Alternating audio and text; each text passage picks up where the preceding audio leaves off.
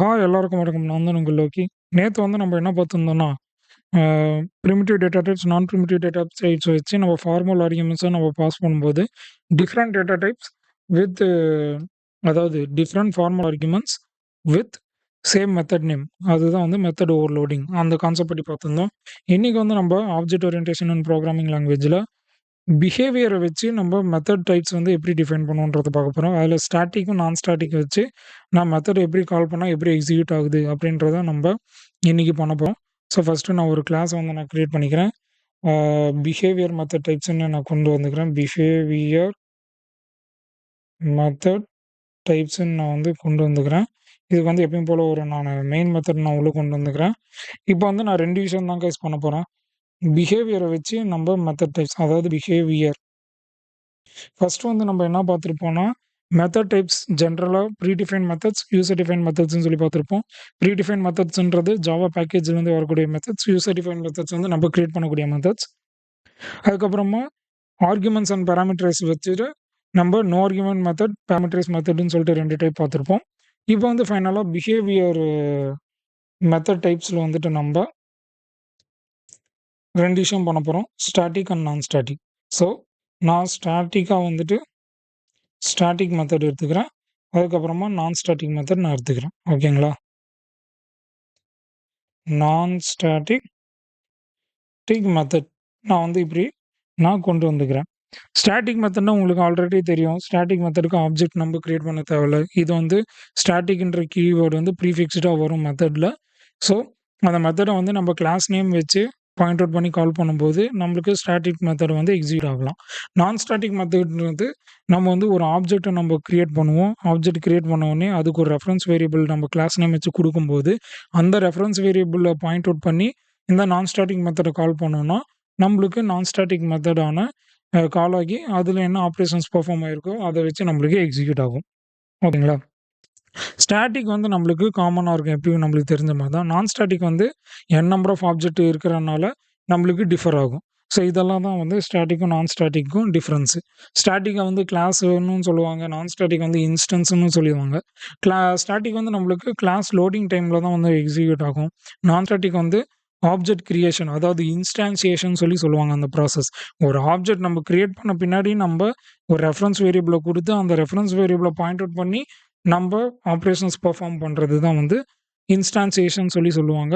So, static வந்து class loading டைம்ல execute ஆகும். நான் ஸ்டாட்டிக் வந்து ஆப்ஜெக்ட் கிரியேஷன் அது வந்து இன்ஸ்டான்சியேஷன் சொல்லி சொல்லுவாங்க. இன்ஸ்டான்சியேஷன் ப்ராசஸ் அப்ப தான் நம்மளுக்கு எக்ஸிக்யூட் ஆகும். ஸோ, இப்போ நம்ம ஸ்டாட்டிக் மெத்தட், நான் ஸ்டாட்டிக் மெத்தட் வந்து நம்ம பார்க்க போறோம். ஸ்டாட்டிக்ல வந்துட்டு நான் சும்மா பப்ளிக் ஸ்டாட்டிக் வாய்ட் M1 அப்படின்னு சொல்லி நான் குடுத்துக்கிறேன்.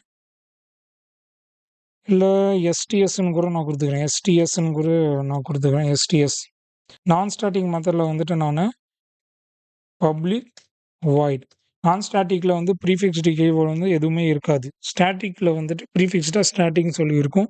ஸ்டாட்டிக் மெத்தட்ல. பட் நான் ஸ்டாட்டிக் மெத்தட்ல வந்துட்டு நம்மளுக்கு ப்ரீஃபிக்ஸ்டா எந்த வித கீவேர்டும் இருக்காது. ஸோ பப்ளிக் வாய்டு நான் எஸ்டிஎஸ் அப்படின்னு சொல்லி நான் ஒரு மெத்தட் நான் கிரியேட் பண்ணிக்கிறேன். கிரியேட் பண்ணிக்கிட்டு நானு இப்ப அதில வந்து நான் என்ன பண்ண போறேன்னா, எஸ்ஓஎஸ் பிரிண்ட் பண்றேன். ஏதோ ஒரு ஆப்பரேஷன் பெர்ஃபார்ம் பண்ணணும்ல. அப்பதான் உங்களுக்கு அவுட்புட் காட்ட முடியும்ல அதனால. ஸ்டாட்டிக் மெத்தட் வந்து எனக்கு எக்ஸிக்யூட் ஆகுது. எக்ஸிக்யூட் ஆகுதுன்னு சொல்லிட்டு நான் இங்க பிரிண்ட் பண்ணிக்கிறேன். அதுக்கப்புறமா நான் ஸ்டாட்டிக் மெத்தடுக்குள்ள வந்து நான் ஸ்டாட்டிக் மெத்தட் வந்து எனக்கு எக்ஸிக்யூட் ஆகுதுன்னு சொல்லி நான் பிரிண்ட் பண்ணிக்கிறேன். ஸோ ஸ்டாட்டிக் மெத்தட நம்ப கால் பண்ணோம்னா, எப்படி கால் பண்ணணும் கைஸ்? எஸ்டிஎஸ் அப்படின்னு சொல்லிட்டு டைரக்ட்டாவும் நான் கால் பண்ணலாம். டைரக்ட்டா நான் கால் பண்ணா எனக்கு அவுட்புட் எப்படி வருதுன்னு சொல்லி பாருங்க. ஒரே நிமிஷம் கைஸ் இத இழுத்துக்கிறேன். ஸோ நான் இங்க வந்து கால் பண்றேன். ஸ்டாட்டிக் மெத்தட் எனக்கு எக்ஸிக்யூட் ஆகுது. இது வந்து இன்னொரு விதமாவும் நம்ப கால் பண்ணலாம். எப்படின்னா கிளாஸ் நேம பாயிண்ட் அவுட் பண்ணி கால் பண்ணா அக்யூரேட்டா இருக்கும் கைஸ். ஸ்டாட்டிக் மெத்தட தான் எக்ஸிக்யூட் பண்ணும். டாட் எனக்கு வந்து எஸ்டிஎஸ்ன்னு காட்டுது பாருங்க. ஸோ இப்படியும் வச்சு கால் பண்ணா எனக்கு ஸ்டாட்டிக் மெத்தடுன்னு சொல்லி எனக்கு எக்ஸிக்யூட் ஆகுது. Pointing out with the class name. The class name. So இப்படியே நம்ம ஸ்டாட்டிக் மெத்தட நம்ம கால் பண்ணலாம். அது ஆப்பரேஷன் பெர்ஃபார்ம் பண்ணி எனக்கு எக்ஸிக்யூட் ஆகும்.